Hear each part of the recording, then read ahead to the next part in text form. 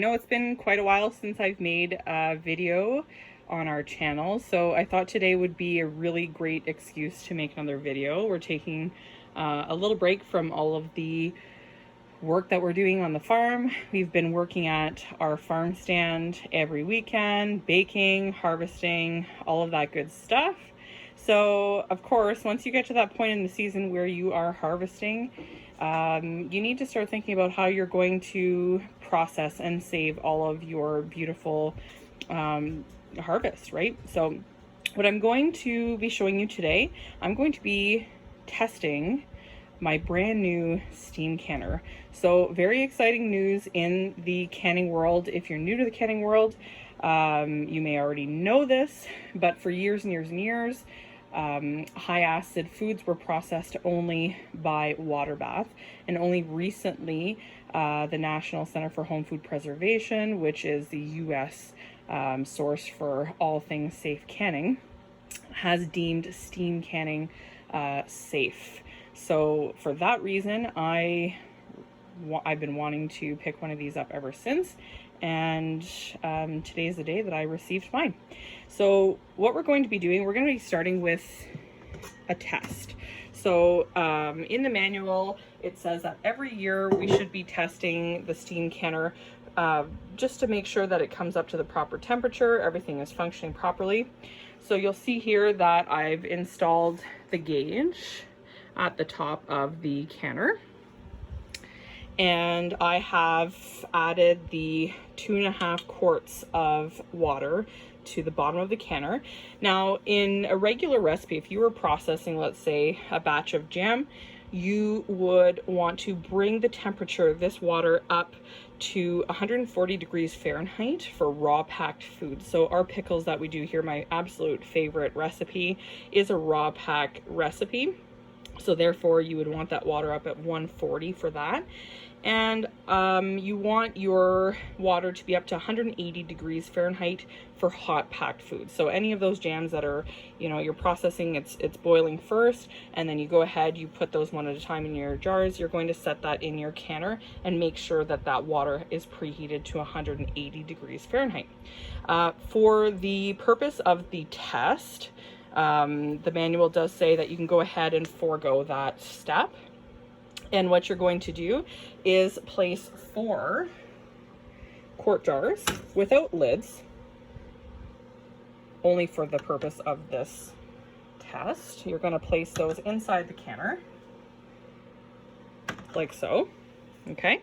And you're going to close up that canner, like so, and you are going to want the vent hole. So if you look here at the bottom of the unit, there is a steam vent hole. You want that at the back of your canner, okay? So you're going to turn that like so.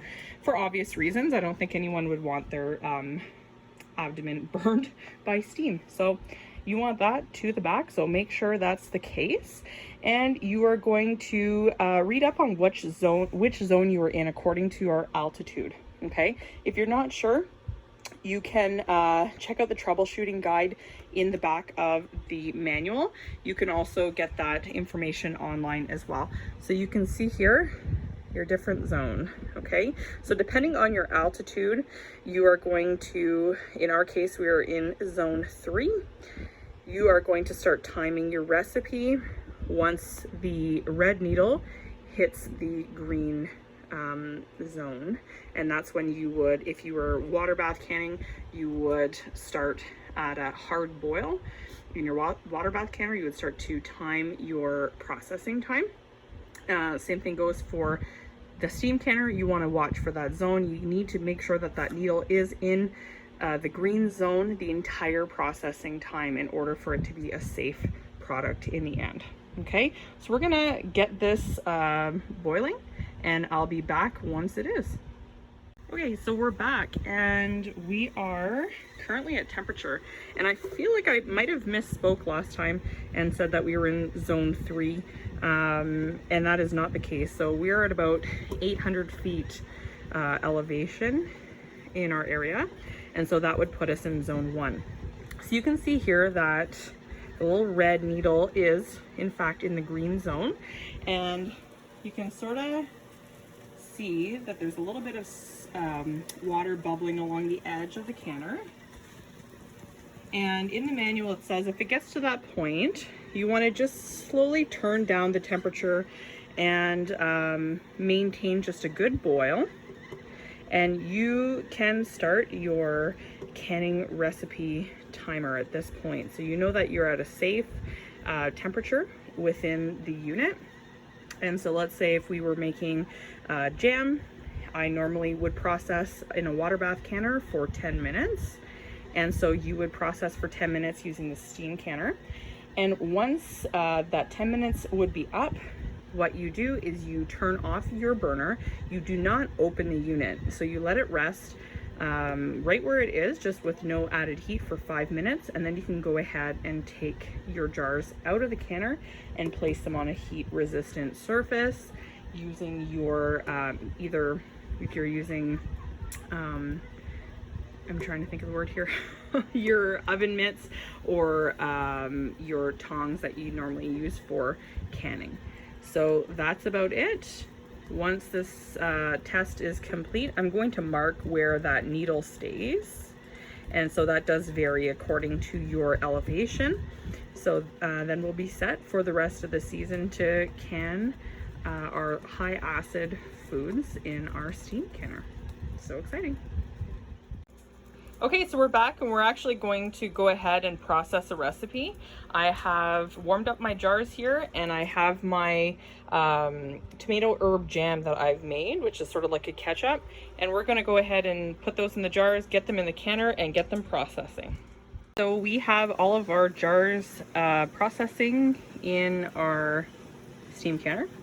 And you can see I turned on the high heat about, I'd say about a minute ago, and you can see how quickly the steam canner comes up to temperature. So we're gonna want to get that red needle right in that zone 1 green zone for our region. And we're going to start timing our recipe, which is originally a water bath recipe from Ball. It's the tomato herb jam. And so normally the processing time in a water bath canner is 10 minutes. So we're gonna go ahead and start our timer once that needle hits that dark green region. And once the processing is complete, I'm gonna go ahead, I'm going to turn the burner off. I'm going to keep the lid on the steam canner. This is crucial for the safe processing of your product. So that 5 minutes does count. You don't want to go ahead and open the lid up before 5 minutes has passed after you have shut that heat off. Then you go ahead and you're going to take your lid to your canner off, and you can, as usual, you're going to take your hot jars out, place them on a heat resistant surface, and you're going to let those beautiful lids ping away. And you want to have that sit for 12 to 24 hours before you go ahead and move those jars, and you're going to want to remove the rings for storage. And the reason for that, if you take a look over here, I've just processed these, so they still have the rings on. What I'm going to do is I'm going to wash everything, the exterior of the jars for storage. These are actually destined for our the Farmhouse Kitchen Project CSA bags. So everyone's getting one of these jars of French tarragon and rosemary infused jelly to go with their grissini, which is pretty exciting stuff.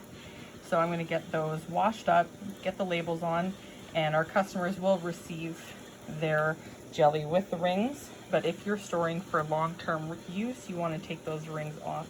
And the reason for that is you want to avoid what's called a false seal. So a lot of people tend to really tighten these lids down, or these rings down really tight, so that you know, I'm thinking in their mind, they're thinking, let's keep that sealed nice and tight.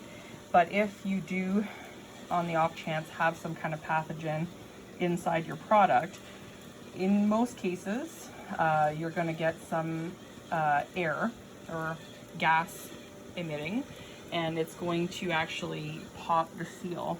And that's actually a good thing, because if your seals are popping, you know, there is a chance that the product is unsafe, so you want to dispose of that. But if you've got the ring on, it makes it quite a bit harder for the seal to let go, indicating that there might be a problem. So just a little tidbit there. And now let's take a look. We are in that dark green zone. I'm going to start my timer for 10 minutes. And what I really like about this steam canner is the fact that it comes up to temperature so fast compared to my water bath canner. Big difference, which is great. I process a whole lot of jam, especially for our farm stand. So this is going to make things a lot easier, faster, more efficient, and most importantly, it's going to be safely processed. That is a big deal when it comes to preserved food. So you want to do your research there if you're trying to preserve your own foods, and also do your research from who you are purchasing those preserves from. You want to make sure that they're using safe tested recipes. Here's my recipe that I'm using here in my tried and true. Actually, this isn't as tried and true as one of my other manuals, but this is the all new Ball Book of Canning. Highly recommend for foodies especially. There's some really interesting, unique recipes, and as you can see, there are tons of recipes. So here's a fun use for the recipe that I am processing now, which is the tomato herb jam. So it makes an awesome sauce for a meatloaf, I should say. So keep that in mind, and I'll check back once we have finished our processing time, and I'll show you what it looks like. Okay, so our extra 5 minutes have passed since we have turned off our burner, and you can still see that the needle is in the green zone. So you want to be very careful when you're going ahead and opening up the canner. Again, for obvious reasons, it is a steam canner, so it's going to be steamy. So this is our second batch of Ball herbed tomato jam, and we're just going to take these out of the canner like so. So this is our second batch. So while I was processing the first batch, the second batch, I left the jars in hot water just to make sure that they were ready to go ahead and fill once these guys were done processing. And yeah, so there it is. So this is actually a double batch of the tomato herb jam. So we ended up with 12, 13, 14, 15, 16. So 16 half-pint jars, which is pretty darn good. We have taste tested it, since this is a new recipe to us, and it was approved by 3 out of 4 family members, which is pretty good because the 4th one didn't even have a chance to try it. So there you go. That's the tomato herb jam from Ball. And this is my fantastic steam canner, which I absolutely love, and I can see myself using for many years to come. So I hope you learned a little something about steam canning today. If you have any more questions, you can definitely send me a message on Facebook, on Instagram, in my YouTube, and on my blog. So I hope you enjoyed, and I hope you have a successful canning season. Take care.